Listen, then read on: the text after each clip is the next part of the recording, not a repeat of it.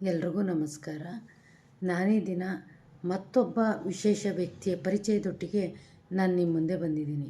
ಇವ್ರ ಹೆಸರು ಬಂದು ಹಿರಿಯೂರು ಮಹೇಶ್ ಅಂತೇಳಿ, ಹಿರಿಯೂರಿನವರು, ಚಿತ್ರದುರ್ಗ ಜಿಲ್ಲೆ ಹಿರಿಯೂರಿನವರು. ವೃತ್ತಿಯಲ್ಲಿ ಇವರು ಒಂದು ಟೈಲರಿಂಗ್ ಸೆಂಟ್ರನ್ನ ನಡೆಸ್ತಾಯಿದ್ದು, ಪ್ರವೃತ್ತಿಯಲ್ಲಿ ಹವ್ಯಾಸಿ ಬರಹಗಾರರಾಗಿ ಹಲವಾರು ವರ್ಷಗಳಿಂದನೂ ಕೂಡ ನಮ್ಮ ಮುಖಪುಸ್ತಕದಲ್ಲಿ ಚಿರಪರಿಚಿತರು. ನನಗೆ ವೈಯಕ್ತಿಕವಾಗಿ ಕೂಡ ನಾವು ಹಲವಾರು ಬಾರಿ ಬೇರೆ ಬೇರೆ ಸಾಹಿತ್ಯ ಕಾರ್ಯಕ್ರಮಗಳಲ್ಲಿ ಒಬ್ರಿಗೊಬ್ರು ಪರಸ್ಪರ ಭೇಟಿ ಮಾಡಿರೋದು. ನನಗೆ ಅವರು ಅಣ್ಣ ಕೂಡ. ಜೊತೆಗೆ ಅವರು ಯಾವ ರೀತಿ ಅಂದರೆ ತುಂಬ ಮಾತು ತೀರ ವಿರಳ, ಬಟ್ ಕೆಲಸ ತುಂಬ ಮಾಡ್ತಾರೆ.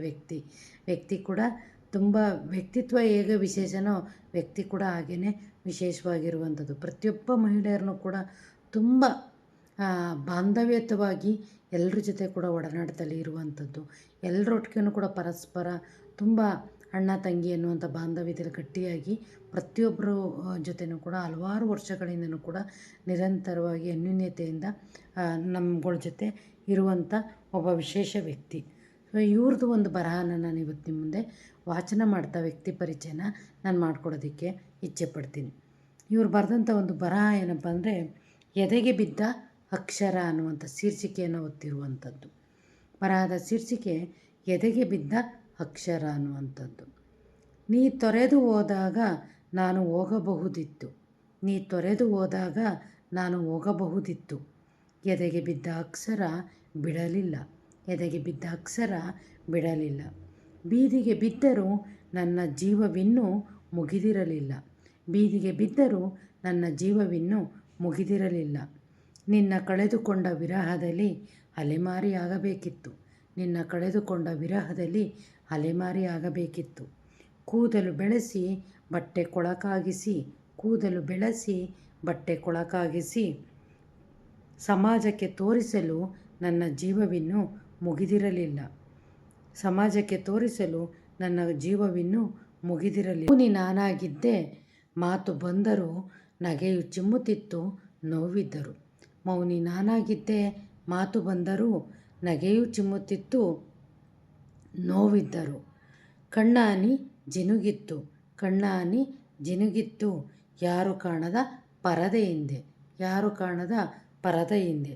ಹಲವು ಪಾತ್ರಗಳಿಗೆ ಜೀವ ಕೊಟ್ಟೆ ನಂಬಿದವರಿಗೆ ಸಾಂತ್ವನಿಸಲು, ಹಲವು ಪಾತ್ರಗಳಿಗೆ ಜೀವ ಕೊಟ್ಟೆ ನಂಬಿದವರಿಗೆ ಸಾಂತ್ವನಿಸಲು. ದಂತಕಥೆಯಾಗುತ್ತಿತ್ತಿನ್ನೇನೋ, ದಂತಕಥೆಯಾಗುತ್ತಿತ್ತಿನ್ನೇನೋ, ಕ್ಷಣ ಎಡವಿದರೂ ನನ್ನ ಹೆಸರು, ಕ್ಷಣ ಎಡವಿದರೂ ನನ್ನ ಹೆಸರು.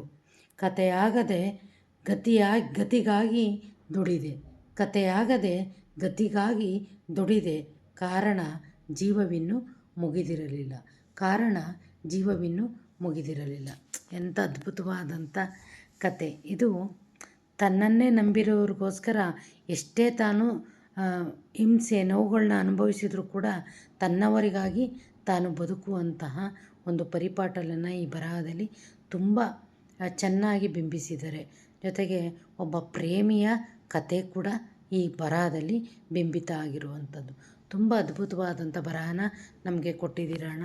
ತುಂಬ ನಿಮ್ಮ ಸಾಹಿತ್ಯ ತುಂಬ ಚೆನ್ನಾಗಿದೆ. ದಯಮಾಡಿ ನಿಮ್ಮ ಬರಹವನ್ನು ಮತ್ತಷ್ಟು, ಇತ್ತೀಚೆಗೆ ನೀವು ಮುಖಪುಸ್ತಕದಲ್ಲಿ ಸಕ್ರಿಯವಾಗಿಲ್ಲ, ದಯಮಾಡಿ ಮೊದಲಿನಂತೆ ನೀವು ನಮ್ಮೆಲ್ಲರ ಒಳಗಾಗಿ ಒಬ್ಬರಾಗಿ ನೀವು ಇರಬೇಕು ಅಂತ ವಿನಂತಿಸ್ಕೊಂತ ಮತ್ತಷ್ಟು ಸಾಹಿತ್ಯ ಕೃಷಿನಲ್ಲಿ ನೀವು ತೊಡಗಿಸ್ಕೊಳ್ಳಿ, ಒಂದಷ್ಟು ಪುಸ್ತಕಗಳನ್ನ ಲೋಕಾರ್ಪಣೆ ಮಾಡಿ ಅಂತೇಳಿ ಆಶಿಸ್ತಾ, ನಿಮ್ಮ ಸಾಹಿತ್ಯ ಚೆನ್ನಾಗಿದೆ, ನಿಮ್ಮ ಅಭಿಮಾನಿ ಕೂಡ ನಾನು.